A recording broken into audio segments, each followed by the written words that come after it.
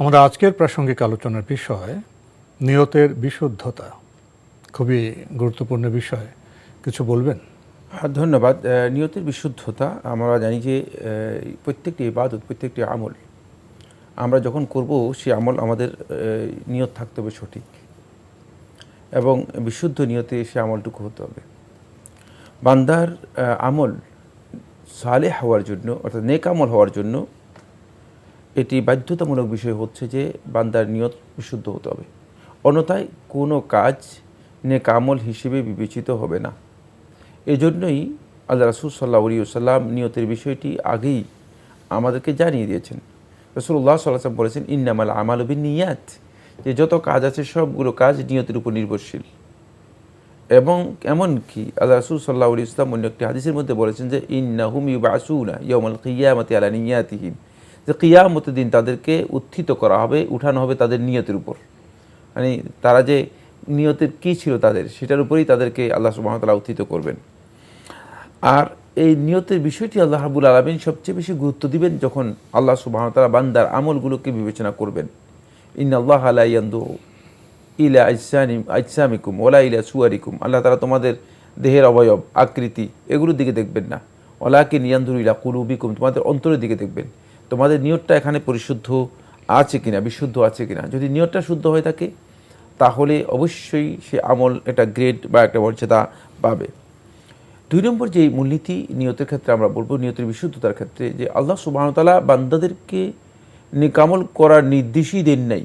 ততক্ষণ পর্যন্ত নেক আমল করার কোনো দরকারই নেই যতক্ষণ পর্যন্ত তারা নিজেদের নিয়তকে শুদ্ধ না করবে।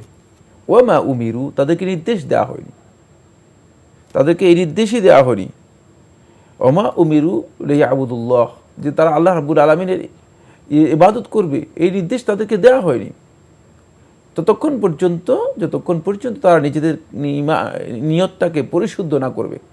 সুতরাং নিয়তের পরিশুদ্ধতার পরেই আপনার আমলের গ্রেড আসবে, অন্যথায় আমলের গ্রেড আসবে না। এটা হলো অত্যন্ত গুরুত্বপূর্ণ একটি বিষয়। এরপরে যে পয়েন্টটি সেটা হলো, যদি নিয়ত পরিশুদ্ধ হয় তাহলে বান্দার অন্তর পরিশুদ্ধ এবং বান্দার অন্তর পবিত্র হবে। আর যদি নিয়তের মধ্যে কোনো কারণে বিপর্যয় অথবা ফাসাদ তৈরি হয়, কোনো কারণে নিয়তের মধ্যে ত্রুটি বিচ্যুতি দেখা দেয়, তাহলে অন্তরের মধ্যে ঘৃণা, বিদ্বেষ এবং অন্তরের মধ্যে রেষারেষি ইত্যাদি বৃদ্ধি পাবে।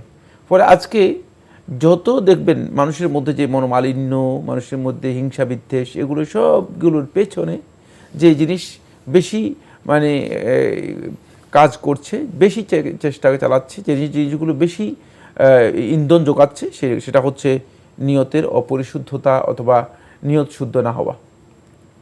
আপনি যদি নিয়তটা শুদ্ধ হয় তাহলে আপনি যে কোনো ব্যক্তির কাজকে যখন বিবেচনা করবেন তখন আপনি অত্যন্ত সুধারণা করে বিবেচনা করতে পারবেন, তখন আপনার অন্তরটা পরিশুদ্ধ হয়ে যাবে। এরপর যে পয়েন্টটি সেটি খুবই গুরুত্বপূর্ণ, ইমাম আহমদ বিন হাম্বল রাহিমাহুল্লাহ তাআলা বলেন, এটি মূলনীতি, কিন্তু এগুলো আমরা প্রত্যেকটি নিয়তের বিশুদ্ধতার মূলনীতি আলোচনা করছি। ইমাম আহমদ বিন হাম্বল রহমতুল্লাহ বলেন, যখন বান্দা তার আমলের আগে নিয়তটাকে পরিশুদ্ধ করে নেবে তখন ওই আমলটুকু যতই ক্ষুদ্র হোক না কেন এটা বান্দার কাছে এবং আল্লাহ তাআলার কাছে আফদালুল আমাল, সবচেয়ে শ্রেষ্ঠ আমলে পরিণত হবে।